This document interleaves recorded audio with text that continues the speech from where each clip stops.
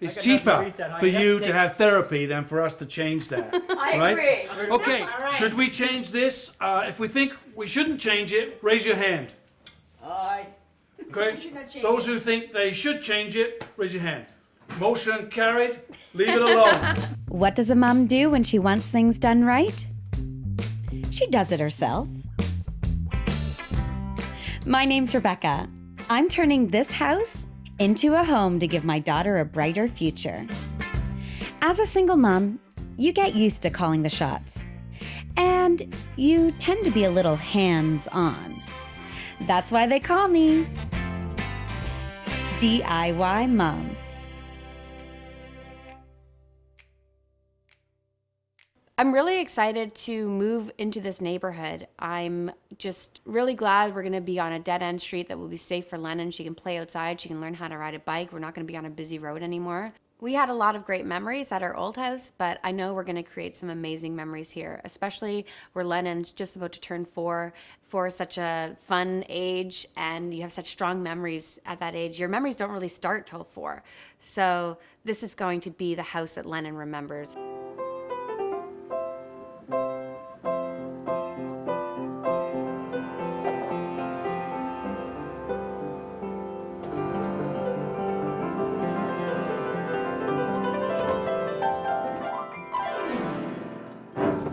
I have a really strong emotional attachment to this piano.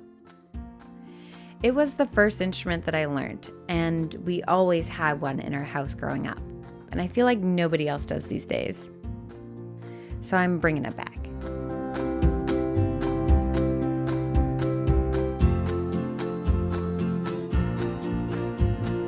Michael is here helping me this morning as I make a few color selections and pick a new front door. Something modern and bright will really make this house pop. We're off to Kent to get some materials for my next project, refinishing this front entrance. It felt so confined before, but leaving the ceiling open and exposed gives it so much more space. So I guess one of my happy discoveries when we were renovating this house, when we ripped and gutted out this front entrance, we found this original tongue and groove wall.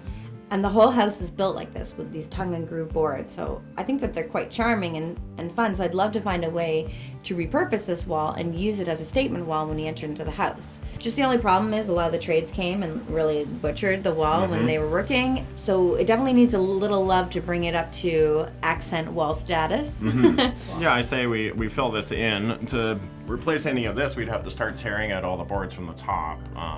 Probably damaged a lot more, so I'd say we take a bunch of the scraps of wood, the new construction stuff, all the stuff you pulled out of the house, can paint some stuff out and start layering it on top of the wall. Well, do you think we put the wood up first and then paint it, or? No, I think you'd lay everything out in your living room and we'll sort of figure out, I would say get like 5 different colors of chalk paint and maybe 4 different stains, and we'll paint a couple of each of the boards of wood in each of those colors, and then we can sort of start figuring out where they're going to look best. Okay.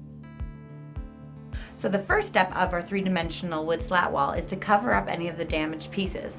From there, we can pepper in the rest of our textures and colors to create a really beautiful accent wall. So when you enter the house, you will see some of the original pine wall, but we're creating a lot more layers and textures with our additional pieces of wood.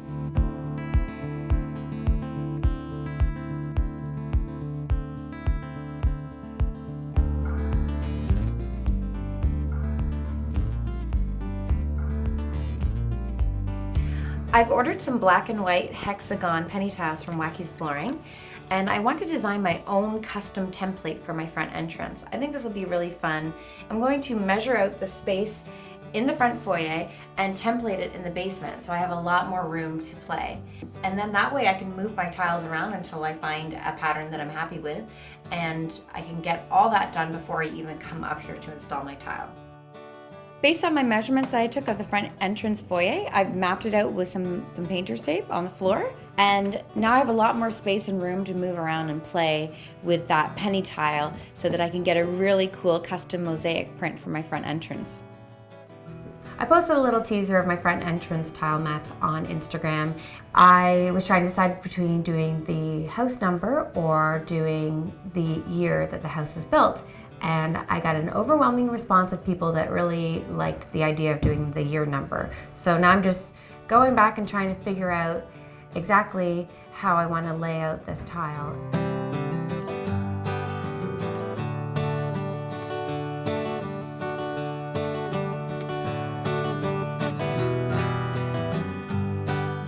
There was a single piece of 2x4 down the middle of this room, and we just wanted to widen it so it would be symmetrical to the room and it would have a bit of weight to it. And I found a light fixture at Kent Building Supplies that had 3 cables. So what I'm doing is I've spread out the cables along the beam, I'm wrapping it around the beam, and then I've taken the cages off, which were black, spray painted them with the copper spray paint I used for my powder room door, and then I'm going to use vintage Edison bulbs to finish off the look. So I think this will be a great way to have a bit of a look in the front entrance. It's kind of funky, it's industrial looking, and it wasn't very expensive at all. Before we put a new color of paint on the outside of this house, I need to prep the wood shingles by scraping off the old paint.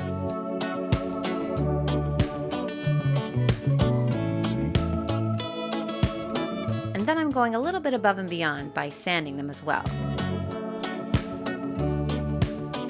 There's no point to putting fresh paint on a dirty surface, so I'm washing it down before priming.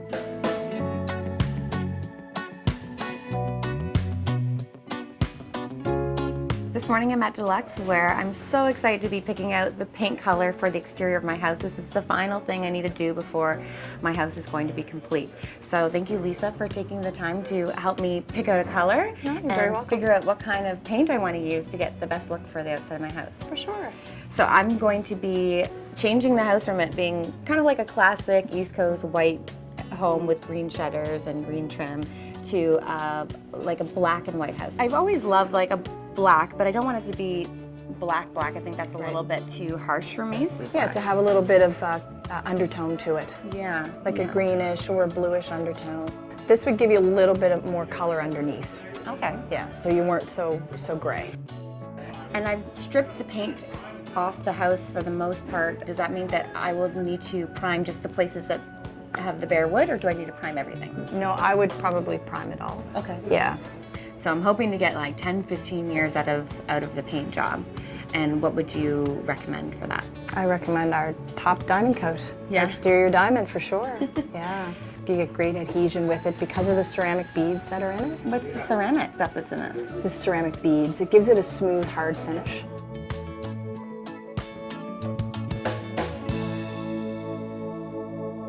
With my exterior paint in tow, I'm ready to get back to work.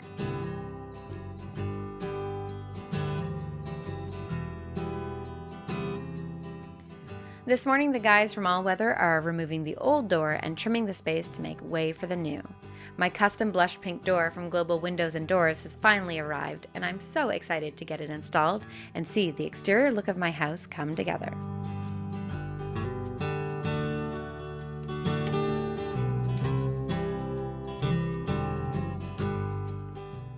This is the first time All Weather installed a pink door. Really? Nobody's ever gotten you to install a pink door? Installed a pink door before now. Well, now you're going to be installing pink doors all the time. Think? How do you feel about that? Well, that's all right. Do you think that you wouldn't like a pink door on your house? Myself? No. But my daughter, she would like it. Yeah. Yeah. It's only blush. It's not that aggressively pink. No, it's nice.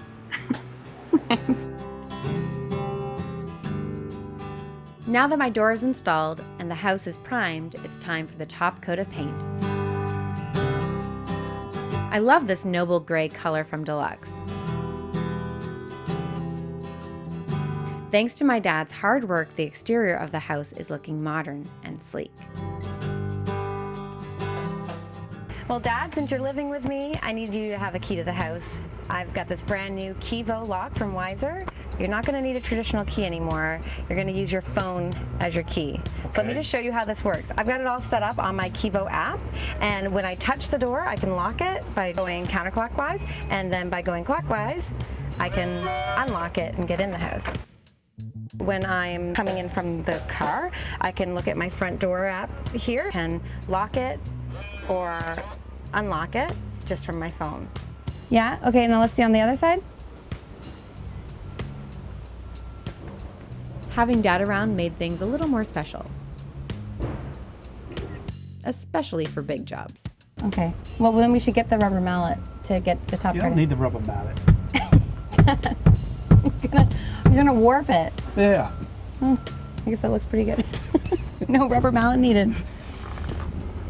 It's pretty secure.